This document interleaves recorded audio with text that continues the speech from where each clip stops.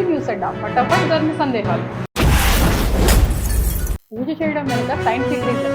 పూజ భక్తి మాత్రమే కాదు, గొప్ప మానసిక ప్రక్రియ కూడా. పూజలో వాడే గంటల శబ్దం మెదడులోని రెండు భాగాలను ఏకం చేసి ఏకాగ్రతను పెంచుతుంది. దీపపు కాంతి కంటి చూపును మెరుగుపరుస్తుంది. కర్పూరం, ధూపం గాలిలోని సూక్ష్మ క్రిములను సంహరించి స్వచ్ఛమైన ఆక్సిజన్ అందిస్తాయి.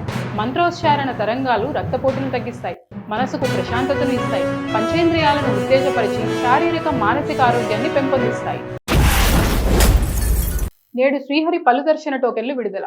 తిరుమల వెంకటేశ్వరుడి దర్శనానికి సంబంధించి పలు సేవల టోకెన్లు ఇవాళ రిలీజ్ కానున్నాయి. శ్రీవారి అంగ ప్రదక్షిణ టోకెన్ల కోటా ఉదయం 10 గంటలకు టీటీడీ విడుదల చేయనుంది.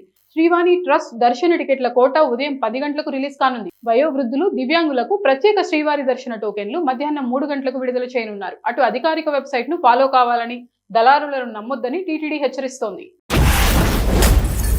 వసంత పంచమి, ఈ పనులు చేయకండి. వసంత పంచమిని జ్ఞానాన్ని వృద్ధి చేసుకునే రోజుగా చెప్తారు. ఇవాళ పొరపాటున కూడా కొన్ని పనులు చేయకూడదని పండితులు చెప్తున్నారు.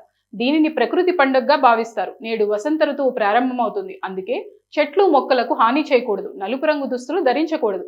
అవి ప్రతికూల శక్తిని ఆకర్షిస్తాయి. ఇవాళ శుక్రుడు అస్తమిస్తున్నాడు. అందుకే శుభకార్యాలు, వ్యాపారాలు ప్రారంభించొద్దని సూచిస్తున్నారు.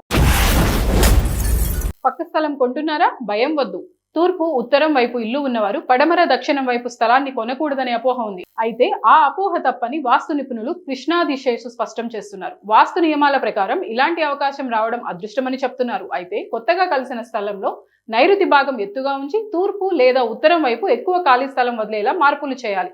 అది గొప్ప ఫలితాలను ఇస్తుందని సూచిస్తున్నారు. మరిన్ని అప్డేట్స్ కోసం చూస్తూనే ఉండండి న్యూస్ అడ్డా.